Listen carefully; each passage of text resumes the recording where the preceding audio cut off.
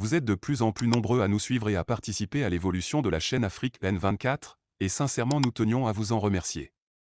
Nous lisons tous vos commentaires qui enrichissent le débat et vraiment nous vous demandons de nous soutenir, en aimant les vidéos pour une large diffusion, et pour continuer à avoir une ligne éditoriale indépendante, et vous proposer de nouvelles émissions toujours de plus en plus enrichissantes.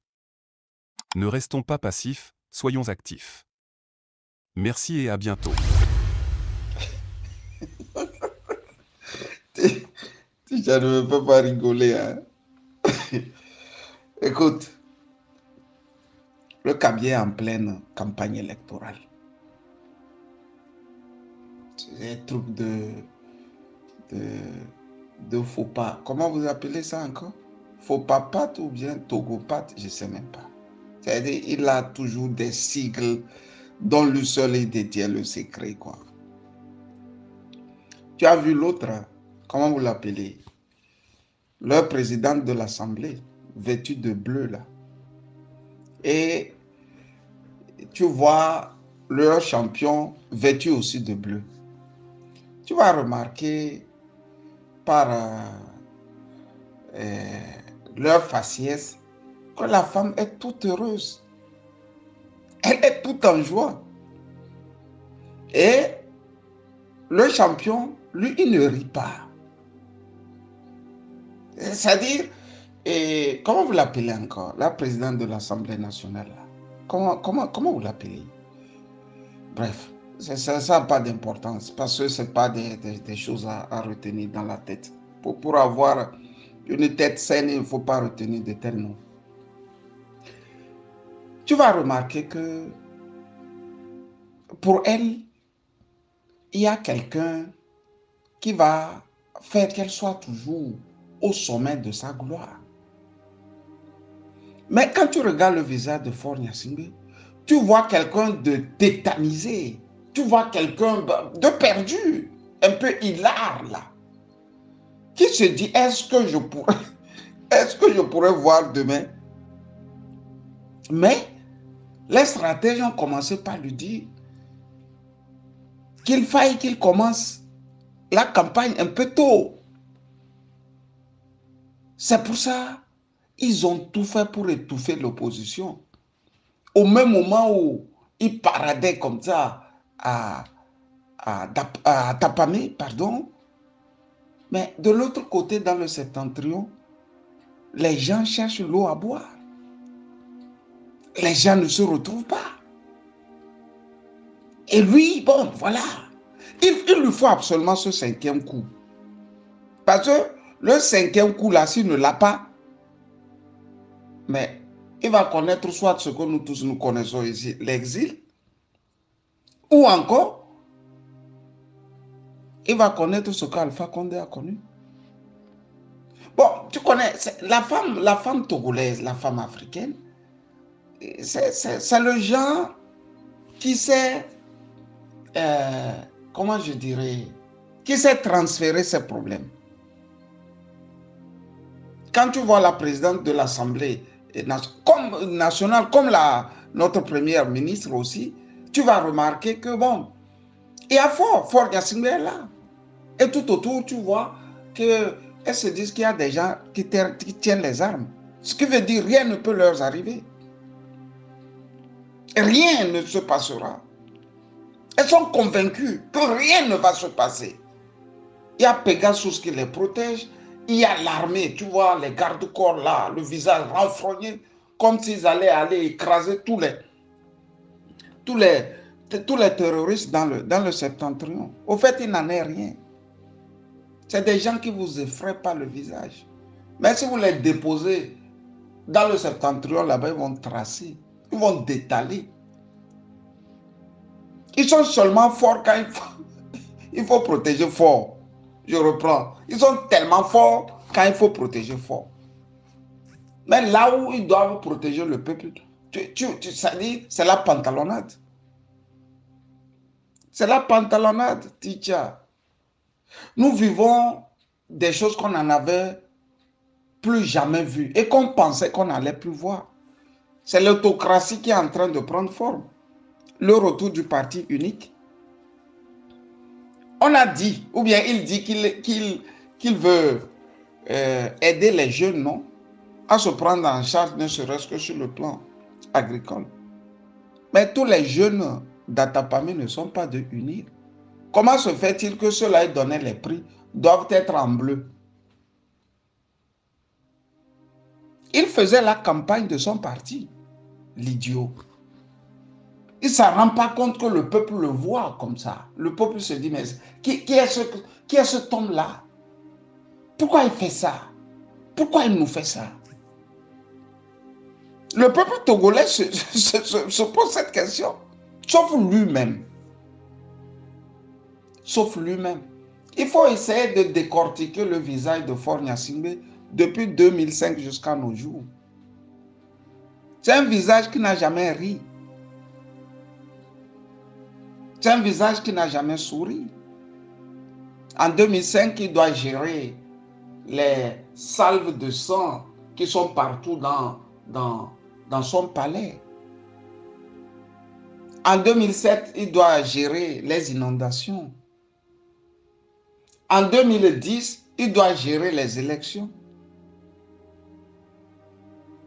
En 2015, il doit gérer les élections. En 2017, il doit gérer la révolution de Tipi, si on peut encore appeler ça révolution.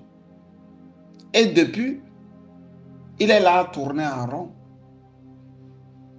Tidja. C'est un pauvre type, quoi. Tu vois qu'il n'en peut plus. Mais comme il n'a pas été intelligent à se donner un objectif, il en a fait du pouvoir, comment dirais-je, son propre cachot. Au fait, il est l'ennemi de lui-même. Donc, tout autour de lui, les femmes là, si elles peuvent profiter, ramasser de l'argent comme elles peuvent, elles vont le faire. Et n'oublie pas, hein, c'est les radines de la partie méridionale. Hein. Elles sont très, très vicieuses quand il s'agit de te racketter de l'argent. Dans la partie méridionale, là, les femmes là ne blaguent pas. Tu ne vois pas Victor Tomega, comment elle est, avec la mine un peu renfrognée, façon, elle te donne l'impression qu'elle est une femme sérieuse là. C'est une vicieuse comme ça. Ça pille à tout va. Ça vole et puis bon. Elle se dit quelqu'un est là pour la protéger. Il y a les militaires. Quand elle voit les militaires courir derrière elle, derrière le champion, elle pense que non, quand le peuple va se lever, il y aura encore ces militaires. Hein. C'est le classique de la femme africaine.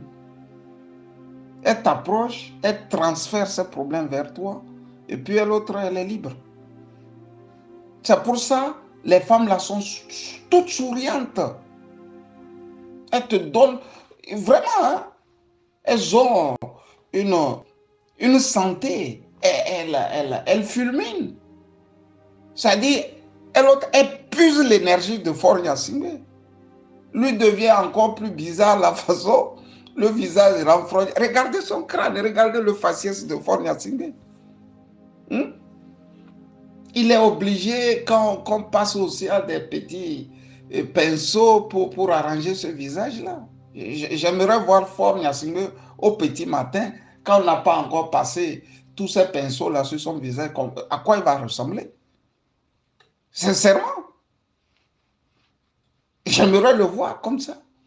Quand quelqu'un se met lui-même le petit doigt à l'œil, vous avez ce que nous voyons. Il saute, je ne sais pas, sur toutes les occasions et il veut faire les campagnes. Sinon, il est en pleine campagne électorale. Mais c'est une forme de lâcheté. Tu embassis ton opposition et tu prends les deniers publics et toi, tu fais ta campagne. Tu fais ta campagne. Hier, l'ANC était dans les rues de Lomé. Tu ne peux pas rigoler. Au-delà de l'argent qu'on peut dire, eux aussi, ils ont, mais tu ne peux pas rigoler. Des petits enfants de 10 ans, de 7 ans qui étaient devant le cortège. Est-ce que ça fait sérieux? Au même moment, le champion, il est en train de parader. Il y a des tapis rouges sur le sable mouvant, sur la terre rouge d'Atapamé. On met du tapis rouge. Ça ne choque personne. On met des tentes, on met des mégaphones. Et tout le monde est content. Au même moment, on est en train de crabouiller dans le Grand Nord. Mes cousins. Tu vois? C'est une lâcheté. Quelle est cette démocratie? Toi, tu es en avance sur les autres.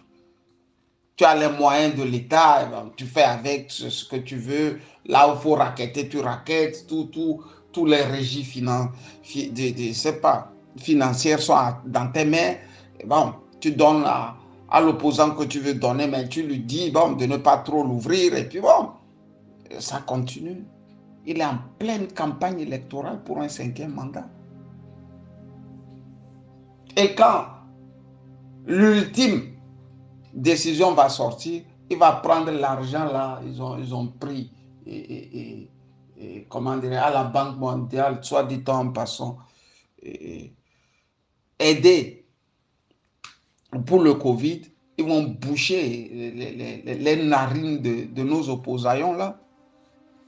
Ils vont donner ça à tout va. Ils ont l'argent illimité. Je dis illimité, les gens là ont de l'argent illimité. 56 ans de pouvoir, mon frère. Ce n'est pas 56 mois, ce n'est pas 56 jours. Ils sont là-bas depuis 56 ans.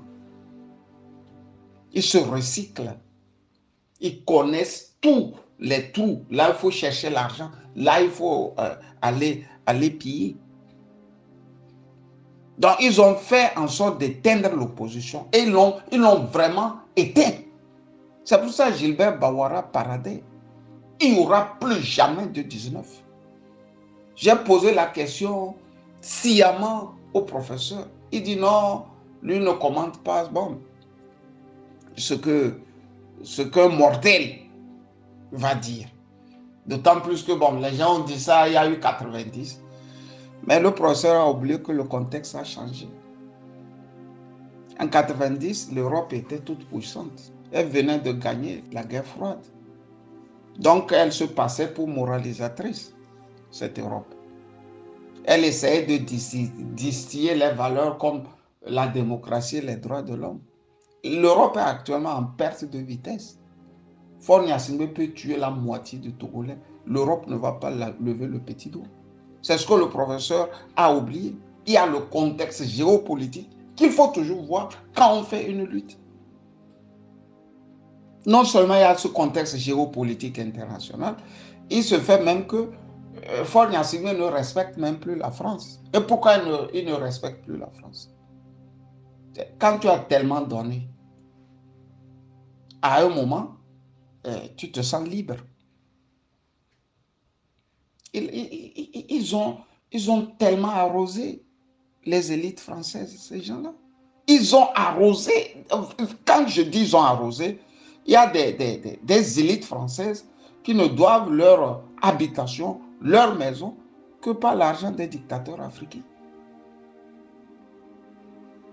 Oui, Tidjane.